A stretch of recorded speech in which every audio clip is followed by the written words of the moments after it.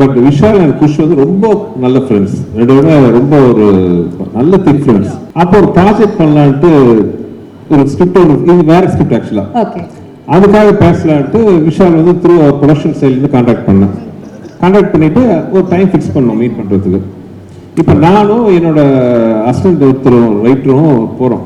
விஷால் பார்க்க போகும்போது ஒரு 3 மணிக்கு அப்பாயின்மெண்ட், ஒரு 2:55 பக்கம் வீட்டுக்கு இருந்து போயிட்டு இருக்கோம். பார்த்தா எதிரில் எங்களை கிராஸ் பண்ணி கார் போகுது, விஷால் உட்காந்து போயிட்டு இருக்காரு. இது நான் கார் ஓட்டிட்டு இருக்கேன், அசிஸ்டன்ட் பார்த்தாரு, சார் அவர் என்ன சார் போயிட்டு இருக்காரு, ஆப்போசிட்ல போறாரு. நான் விளையாட்டா சொன்னோம், நான் வரோம் பார்த்து பயந்து போறாப்லையோ அப்படின்ட்டு, விஷால் இல்லப்பா, விஷால் மாதிரி யாராவது பார்த்துட்டோம், அதான் 3 மணிக்கு நம்ம வர சொல்லியிருக்காரு அப்படின்ட்டு ஆஃபீஸ் போனால் அங்கே இல்லை சார் வெளியில் போயிட்டாரு மாதிரி சொன்னோன்னே எனக்கு சுருன்னு ஆயிடுச்சு. என்ன இது 3 மணிக்கு வர சொல்லி 3 மணிக்கு போயிட்டோம், இங்கே காணணும்னா சுருன்னு ஆயிடுச்சு. நான் சார் கிளம்பி வந்துட்டேன்.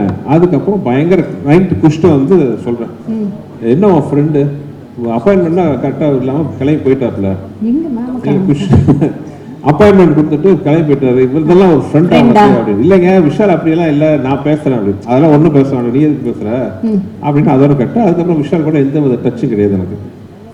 இது நடந்து ஒரு 2 மாசம் பக்கமா ஆயிடுச்சு.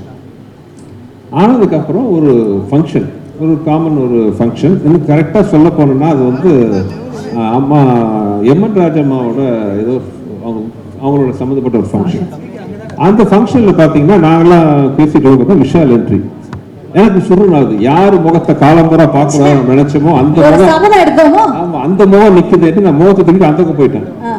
விஷால் வந்து ஃபங்க்ஷன் அட்டன் பண்ணிட்டு போயிடுவாருன்னா சச் அ நைஸ் சோல். அந்த மாதிரி இந்த மாதிரிலாம் தங்கமான கேட்டிருப்பாங்க, ரொம்ப அபூர்வம்.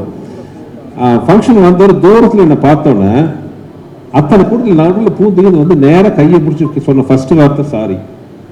அன்னைக்கு ஆக்சுவலி ஒரு மெடிக்கல் எமர்ஜென்சி அவங்களோட சம்மந்தப்பட்ட ஒரு இடத்துல, அதுக்காக அர்ஜென்ட்டாக கிளம்பி போயிட்டாரு. அதுக்கப்புறம் கான்டாக்ட் பண்ண ட்ரை பண்ணாரு, கான்டாக்ட் பண்ண முடியலங்கிற விஷயம். சார் சாரி சார், நீங்கள் எப்போ சொல்லுங்கள், நான் வந்து உங்களை மீட் பண்ணுறேன் அப்படின்னாரு. அன்னைக்கு ஆரம்பிச்ச நேரத்தில் தான்